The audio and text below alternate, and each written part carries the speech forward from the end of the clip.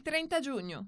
È questa la deadline fissata da Juventus e Barcellona per lo scambio di mercato che vede protagonisti Arthur e Pjanic. La data è importante, concludere l'affare entro la chiusura dell'esercizio significherebbe mettere a bilancio una sostanziosa plusvalenza e quindi dare ossigeno ai conti. Manca poco alla fine del mese, ma dopo lunghe trattative i due club sembrerebbero finalmente aver raggiunto un accordo. Pjanic è già pronto a trasferirsi in Spagna, manca solo l'ok di Arthur, che se inizialmente sembrava un po' riluttante all'idea di indossare la maglia bianconera, ora è più convinto, forse anche grazie all'offerta della vecchia signora, 5 milioni più bonus e magari premio alla firma.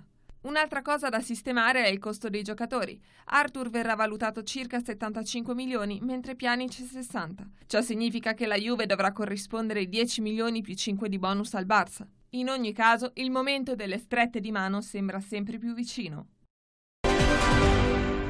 Difficilmente Roberto Gagliardini dimenticherà quella palla calciata a porta vuota sulla traversa. Un gol avrebbe forse dato all'Inter la vittoria sul Sassuolo, permettendo alla squadra di Conte di continuare a sognare la rimonta in classifica. Invece a San Siro è finito 3-3 e i tifosi non hanno mancato di bersagliare Gagliardini.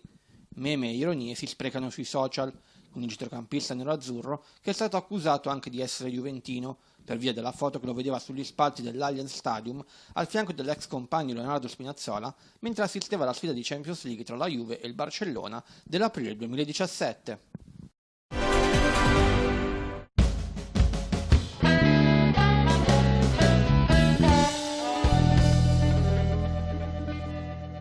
«32 gol e tante sorprese in campionato. Hanno giocato tutti per la Juventus vittoriosa a Bologna.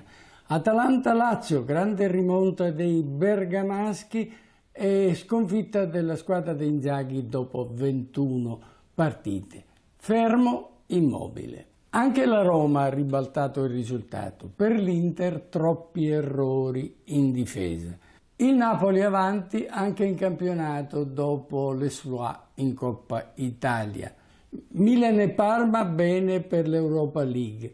Torino e Cagliari sono tornati a vincere dopo lunga pezza. I personaggi sono stati Cornelius, 3 reti e Dzeko 2. Insomma, un ritorno scoppiettante per il campionato. Sono stato felice di poter rientrare in macchina dopo una pausa anche più lunga di quelle cui siamo abituati durante l'inverno. Sebastian Vettel ha commentato così il ritorno in pista nella giornata di test con la vettura 2018 della Ferrari che si è tenuta al circuito del Mugello, allo scopo di far riprendere confidenza con l'abitacolo e di collaudare i protocolli anti-Covid-19 con tutta la squadra.